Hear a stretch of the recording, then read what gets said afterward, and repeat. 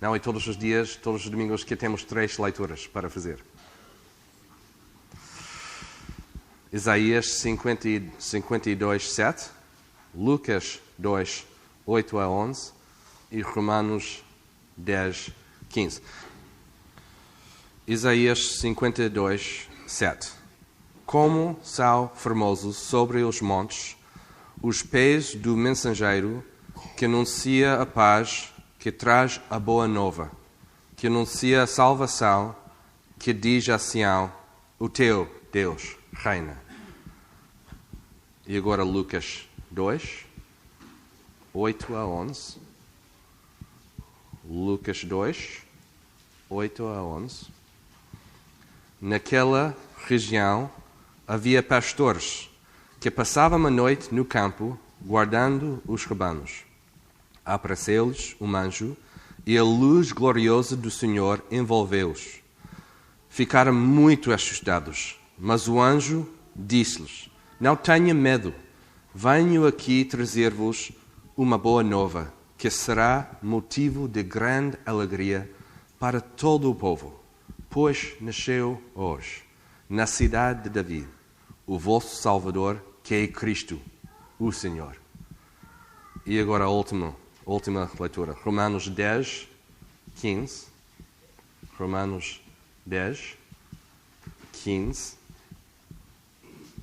E como irá alguém pregar-lhes se não for enviado? Como diz a Escritura, como é belo ver chegar os que anunciam a boa nova. Toda pessoa é como a relva e toda a sua glória como a flor da relva. Seca-se a relva e cai a sua flor, mas a palavra do Senhor permanece para sempre. Vamos orar para começar o nosso tempo esta manhã juntos, por volta da palavra. Pai, obrigado por este dia e por mais uma oportunidade de abrir a Tua palavra. Pedimos que o Espírito Santo possa preparar os nossos corações para ouvirmos a Tua palavra e respondermos de acordo com a Tua vontade. Obrigado por Jesus, que morreu na cruz em nosso lugar, que deu a sua vida para ficarmos restaurados a Ti. Ajude-me, ó Pai, a pregar apenas a Tua palavra e peço a presença do Espírito Santo para me corrigir se as minhas palavras não estiverem completamente alinhadas com a Tua vontade para a nossa igreja. Em nome de Jesus. Amém. Ok, esta manhã quero pregar 3 textos, como já lemos, uma coisa que ainda não fiz na minha vida. Porque normalmente escolhemos um texto e pregamos um texto. Simples. Mas é Natal. E por isso, este Natal, quero honrar este momento importante, pregando não um texto, mas 3. Mais prendas para vocês esta manhã. 3 prendas, 3 versículos, 3 passagens. Como já lemos, um do Velho Testamento e 2 são do Novo Testamento. Estes 3 textos representam a mesma ideia, ou melhor, o mesmo Deus que desde o início do mundo tinha um plano perfeito para nos salvar, trazendo uma boa nova para a humanidade através de Jesus Cristo. Quero, na pregação de hoje, sublinhar o aspecto importante da boa nova, que encontramos em Isaías, em Lucas e, finalmente, em Romanos. E, neste sentido, em toda a Bíblia. Em Isaías, a boa nova é a futura graça de Deus que vem por Jesus. Em Lucas, a boa nova é a chegada de Cristo ao nosso mundo. E em Romanos, a boa nova é a salvação que é encontrada só em Cristo. Quero falar sobre estes 3 textos e depois gastar mais tempo por volta da ideia da boa nova. E a nossa responsabilidade como igreja nesta época de Natal. A passagem de Isaías. Encontramos este texto imediatamente antes do famoso texto de capítulo 53.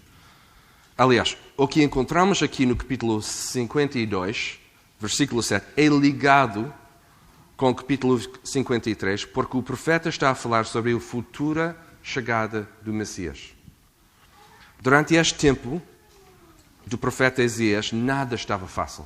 Na vida do profeta, na vida de Israel, na vida dos reis. O reino já tinha sido dividido. Israel, temos Israel agora e Judá. Israel já foi conquistado. Israel já foi. Jerusalém estava a ser conquistado também. Havia muito pecado do povo, uma rejeição total de Deus, e o povo continuava a confiar em profetas falsos e outros deuses. Foi um tempo muito, muito escuro na história de Israel. E o profeta Isaías, enviado de Deus para este povo, não tinha uma mensagem muito esperançosa para o povo.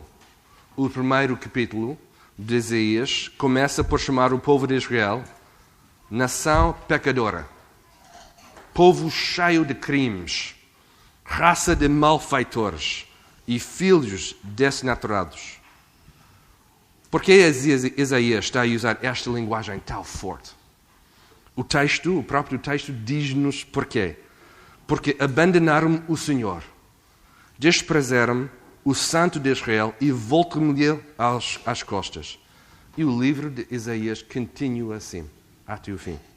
Mas, dentro do julgamento santo e apropriado de Deus, encontramos muita esperança. Encontramos muita esperança.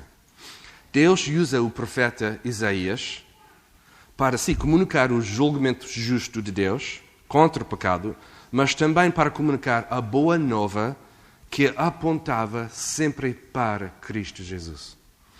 Foram difíceis estas palavras de julgamento, claro, mas também foi grave o pecado do povo. E dentro da má notícia encontramos a boa notícia de Jesus, mesmo em Isaías. Esta sexta-feira passada eu estava a conduzir, a Teresa estava comigo, a levar uma amiga a casa às 11 da noite, e a Teresa perguntou-me: o que, pai, vai ser o sermão de domingo? E eu fiz um resumo para ela. E eu disse, para tentar explicar algumas coisas em Isaías, porque às vezes o texto é complicado, não é? Às vezes desistimos na nossa leitura do Velho Testamento porque é complicado, sim. Mas eu estava a explicar que Deus, e talvez não seja a melhor expressão, mas Deus usava easter eggs no Velho Testamento que apontavam para Jesus Cristo. E ela disse: o que é isso? Ovos de Páscoa? E eu disse: sim, claro. E vocês, não sei, eu me risco com esta igreja porque vocês são artistas e músicos e tudo isso, mas alguém faz videojogos? Gosta de videojogos? Sim, alguns. 3 ou 4 de nós foi. Sim. Ok. Mas os criadores dos jogos às vezes deixam easter eggs, ovos de Páscoa, dentro do jogo para encontrar. Não é? É sempre uma surpresa e a esperança. E, uau, então encontramos esta. E às vezes faz sentido no jogo o que está a acontecer. E eu estava a dizer, Deus deixou muitos easter eggs no Velho Testamento. Não é? E quando o encontramos, é a esperança. Aqui está Jesus Cristo. Aqui aponta Jesus. Okay? Para Jesus. No versículo 3 do capítulo 52, Deus diz: foste vendidos como escravos, sem qualquer indemnização. Também sereis libertos sem pagar nada. Apontar para Jesus. Apontar para a cruz. Apontar para o fato que não temos de pagar nada para ser libertados. É só Cristo. É só Ele. No versículo 6, por isso, muito brevemente, e Deus está a falar, o meu povo vai ficar a saber quem eu sou. Vai compreender que digo a verdade quando afirmo: aqui estou. Este é Deus. Deus está a declarar isso.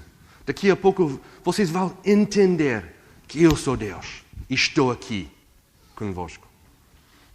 Recomendo estudar o Evangelho de João na luz do livro de Isaías. Jesus cita Isaías sempre. Praticamente em todo o Evangelho de João, Jesus fala sobre a sua identidade, 100% homem, 100% Deus, e a sua missão com os dois aspectos de Isaías. Cristo vem para salvar e para nos conhecer o Pai. Estes dois aspectos mesmo importantes, que encontramos não só no Evangelho de João, mas também em Isaías. Deus, em Isaías, está a preparar o povo para a chegada de Jesus. E por isso, no versículo 7, temos esta grande exclamação de Deus.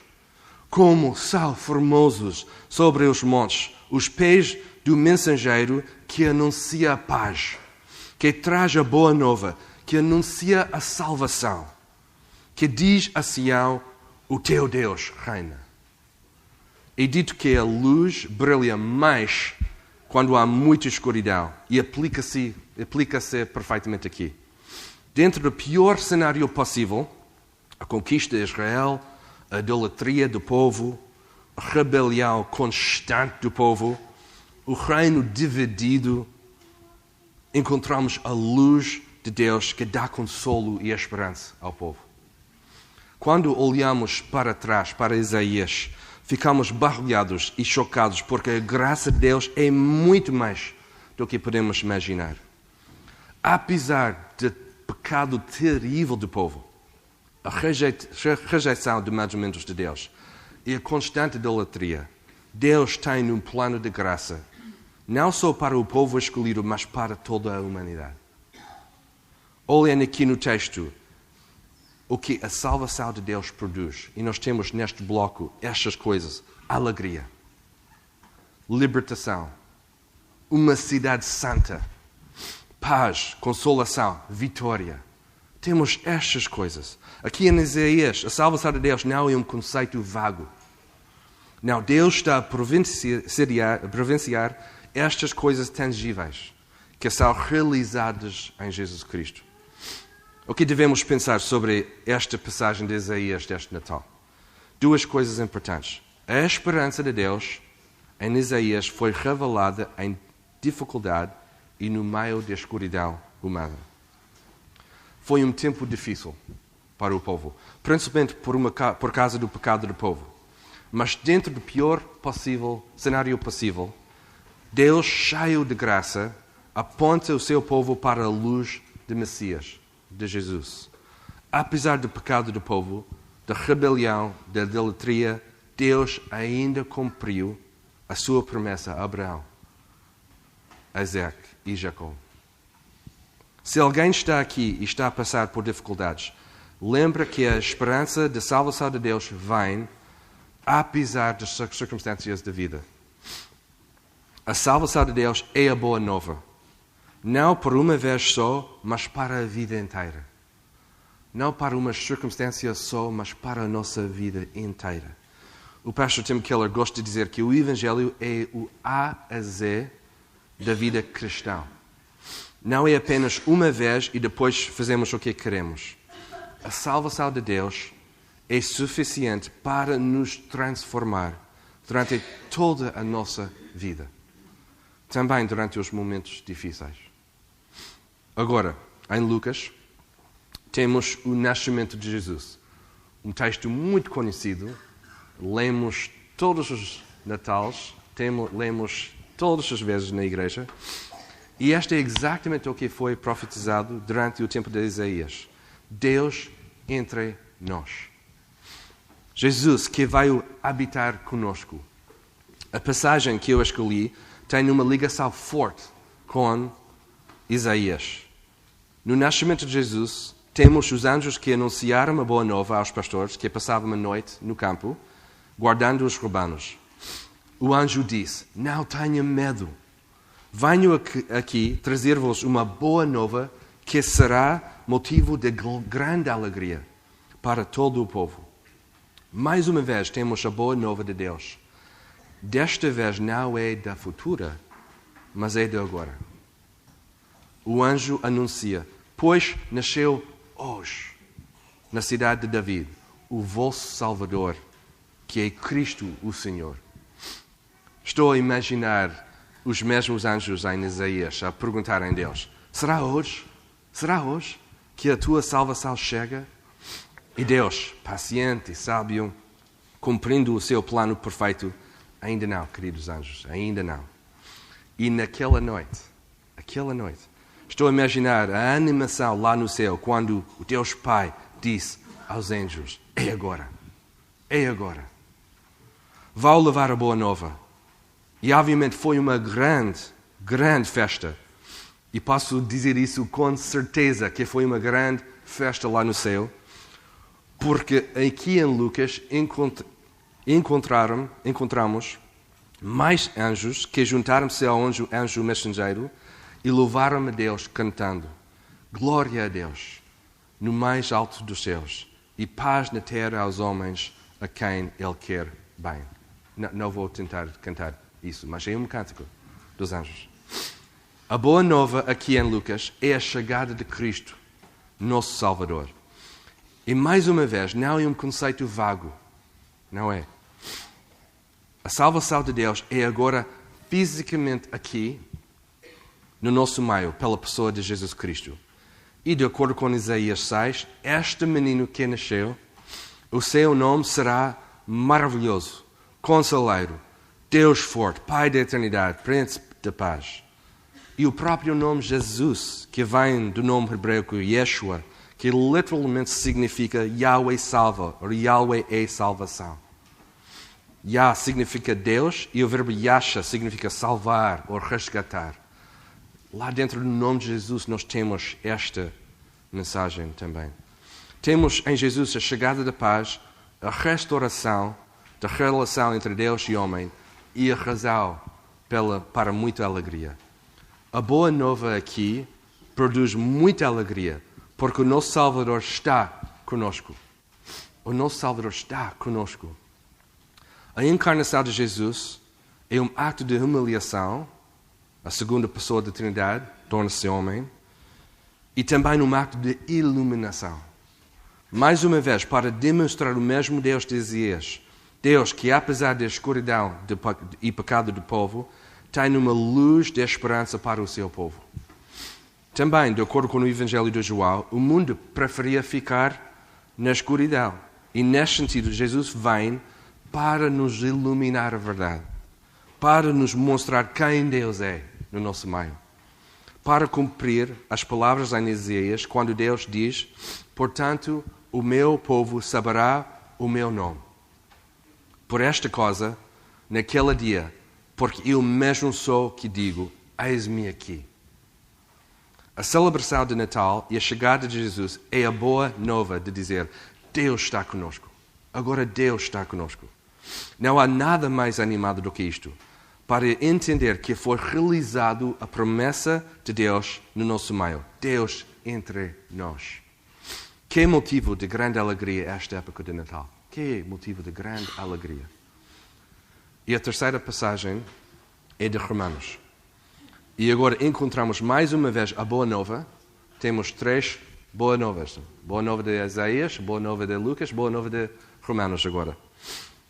E este é depois do nascimento, morte e ressurreição de Jesus e a fundação da igreja.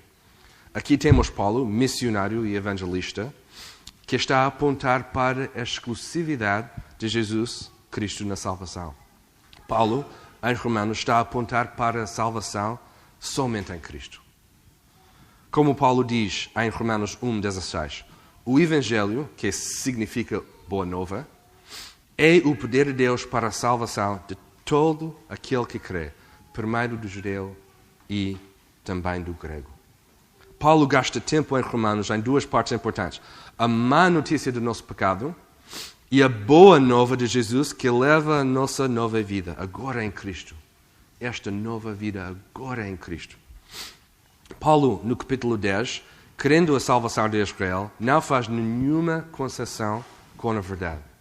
Tal como o pastor Felipe pregou na semana passada, a salvação não é encontrada ou assegurada porque és filho de Abraão, ou és português, ou és americano, ou és brasileiro. Paulo faz este apelo: se com a tua boca confessares ao Senhor Jesus e no teu coração creres que Deus o ressuscitou dos mortos, serás salvos. Por isso a salvação é só assegurada em Cristo. Imediatamente depois da declaração sobre a salvação, Paulo cita a passagem de Isaías, a nossa passagem para hoje. Quão formosos os pés dos que anunciam a paz, dos que anunciam coisas boas. E esta ligação está feita entre o Velho Testamento, o nascimento de Jesus e agora a Igreja. Mais uma vez, esta passagem aqui em Romanos está ligada com Isaías e também Lucas. Paulo está a dizer: esta boa nova que foi anunciada é Cristo que morreu na cruz por nós. E no mesmo tempo, Paulo está a chamar pessoas, judeus, gregos, todos, para crerem no Evangelho. Há muito para dizer nestas passagens. Podemos ficar muito tempo por volta de cada passagem. Mas quero mesmo esta manhã ficar por volta da frase a boa nova. Em Isaías, a boa nova é a futura graça de Deus em Cristo Jesus no meio das dificuldades. Em Lucas, a boa nova é a chegada de Jesus no nosso mundo, ao nosso mundo, para nos salvar. Em Romanos, a boa nova é a salvação de Deus em Cristo, com o pelo cremos e sermos salvos. Em todas as passagens, a boa nova é uma razão pela muita alegria. Muita alegria. Em Isaías, a alegria está no futuro reino de Deus e a consumação de todas as coisas. Em Lucas, a alegria está no presente. Deus no nosso meio. Jesus aqui conosco para nos salvar e para nos ajudar a conhecer o Pai. Em Romanos, a alegria está no convite. O prazer de trazer a boa nova aos outros que precisam de ouvir a mensagem da salvação. Esta boa nova mudou a minha vida. Esta boa nova mudou a minha vida completamente. Mudou a vossa vida também. E vai mudar a vida dos outros. Por isso, este Natal, quero aplicar os seguintes pontos. Só 3. Primeiro, este Natal, precisamos mais de alegria. Nós precisamos muito de alegria. E se quisermos mais alegria, precisamos mais de Jesus. É simples, mas é verdade. Se quisermos mais alegria, precisamos mais de Jesus na nossa vida, na nossa igreja, na nossa casa, no nosso casamento, no nosso trabalho, nas nossas férias, tudo. A nossa alegria não vai crescer sem Jesus. Esta é a verdade. Não há nada deste mundo que pode substituir Jesus e a alegria que temos nele. Claro, a nossa tendência é tentar encontrar qualquer coisa para tentar encontrar alegria em outras coisas, mas temos de pedir a Deus para mais alegria em Jesus neste Natal. Sabemos a nossa tendência, sabemos bem. Por isso, devemos pedir a Deus para mais alegria este Natal. Se a nossa alegria está dependente de qualquer coisa que não é Jesus, temos um grande problema. E falo por mim, às vezes não tenho alegria porque estou a pôr a minha fé nas coisas erradas e não em Jesus. É tão fácil fazer. E este Natal precisamos de recapturar a simplicidade da alegria em Cristo. A simplicidade. Não tentar arranjar outras formas ou complicar as coisas, que é a nossa tendência, mas a simplicidade da alegria em Cristo. Temos de ter isso. A alegria porque a promessa de Deus foi cumprida completamente em Jesus. A alegria porque Jesus vai ao nosso mundo para nos salvar. A alegria porque outros precisam de ouvir a poderosa mensagem da salvação. Segundo ponto. Este Natal precisamos mais de louvor. Mais louvor no nosso meio, na nossa igreja, na nossa família. A chegada de Jesus é uma celebração de louvor. Quando percebemos o milagre da encarnação e tudo que isso significa na nossa vida, não há nada melhor do que louvar o Deus, porque não há nada melhor do que isso. Somos criados para fazer isso. Este é o nosso propósito. Este é o propósito da nossa igreja. Louvor a Deus, louvar a Deus. A alegria do nascimento de Jesus, o nosso Salvador, leva-nos aos cânticos. Leva-nos a declarar que Deus é digno de nosso louvor.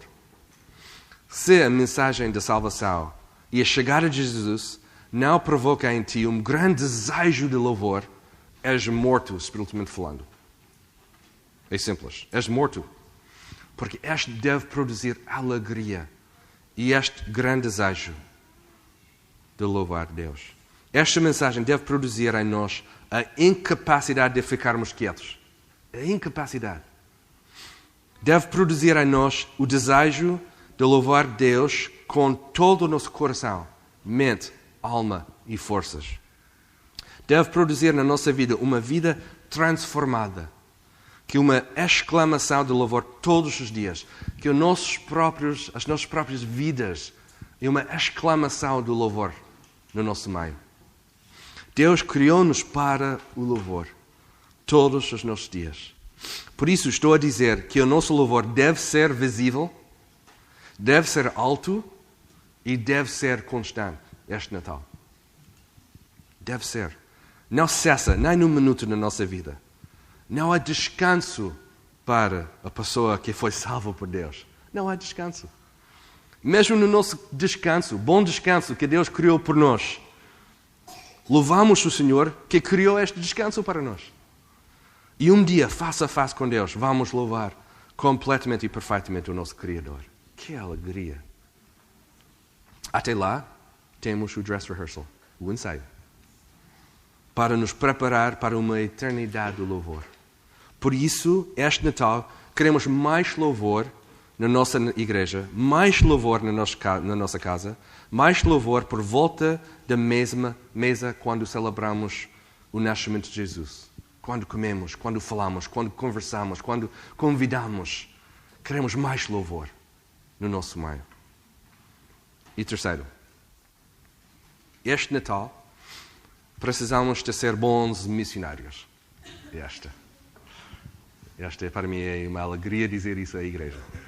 Este Natal precisamos de ser bons missionários. O Charles Spurgeon, o grande pregador inglês, um dos meus heróis, ele disse uma vez esta frase: todo cristão é um missionário, orum impostor. Deixe-me repetir. Todo cristão é um missionário, orum impostor.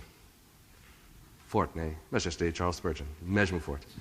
A boa nova de Jesus não fica contigo. Não fica contigo. Não é um tesouro que recebeste para agora colocar no teu roupeiro e nunca mais de usar. Se a boa nova chegou a ti, precisas de convidar outras pessoas também. Se a boa nova de Jesus chegasse ao pastor Mark, então é para outros também. Junto-me ao apóstolo Paulo quando digo, sou o pior pecador de sempre. Se chegasse a mim, o pior pecador de sempre, com certeza há esperança para outras pessoas também, neste mundo. Já convidaste alguém para conhecer a alegria do Senhor Jesus Cristo e a salvação? Tens o padrão da tua vida para continuamente fazer este convite às pessoas para conhecer Jesus? As pessoas por tua volta dizem que tens pés formosos. Talvez as mulheres, não os homens. Eu já vi os pés de Tiago. Não é nada bonito. Estou a brincar. Não estou a falar sobre a condição dos nossos pés, mas a ideia bíblica que os teus pés anunciam a paz de Deus. Os teus vizinhos celebram a tua chegada porque há sempre uma boa mensagem de Cristo para partilhar.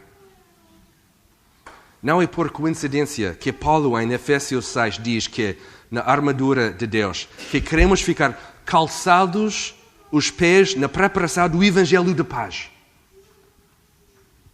Muitas vezes achamos que é difícil falar, ou seja, usar as nossas palavras para partilhar o Evangelho. Meus amigos, a dificuldade de partilhar o Evangelho não está com a tua boca, está com os teus pés. Quando decidirmos com intencionalidade partilhar o Evangelho com alguém, a parte mais difícil é começar a andar na direção certa. Quando estamos lá, a maior parte da batalha já está feita. Agora é só falar. E quero dizer isso com muito cuidado aqui no nosso meio, mas os portugueses gostam muito de falar. É verdade, não é? Gostam muito de falar. Não há nenhum problema com a nossa boca. É verdade, não é? Mas às vezes parece que os nossos pés não funcionam muito bem. Por isso, este Natal, precisamos mais de convidar pessoas para conhecerem Jesus Cristo. É urgente. Como Paulo diz em Romanos 10, Como, pois, invocarão aquele em quem não crerão? E como crerão naquele de quem não ouviram? E como ouvirão se não há quem pregue? E como pregarão se não forem enviados? Como está escrito: quão formosos os pés dos que anunciam a paz, dos que anunciam boas coisas. Meus queridos, Jesus é o nome que pessoas devem invocar para serem salvos. É Jesus, é só Jesus. Não há outra coisa. É só Jesus. Querida igreja, Jesus já vos enviou para pregar esta boa nova. Jesus já vos enviou para fazer isso. Ele vai providenciar a chegada do Evangelho nos ouvidos das pessoas que vão querer. Esta não é a nossa responsabilidade. É Deus que faz esta parte no nosso coração e do coração das outras pessoas. A nossa responsabilidade é simples. Fazer o convite. Levantem os vossos pés e este Natal tragam a boa nova para pessoas que precisam de ouvir a mensagem de paz e salvação em Jesus Cristo. Este convite vai produzir mais alegria, mais louvor em ti, ou seja, mais Cristo em ti. É isso que nós queremos. E também vai produzir alegria e louvor em outras pessoas quando elas confiam em Jesus. Esta é a alegria. Este Natal queremos mais alegria. Queremos mais louvor. Queremos que a salvação de Deus possa chegar a mais e mais pessoas. E por isso, urgentemente, precisamos de mais Jesus na nossa vida. Porque só em Jesus estas coisas são realizadas. Só em Jesus. Porque em Jesus temos alegria sem fim.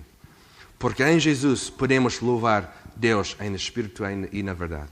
Porque em Jesus há salvação. Que Deus possa produzir em nós a boa nova do seu Evangelho. Aqui na nossa igreja e além. Bom Natal a todos.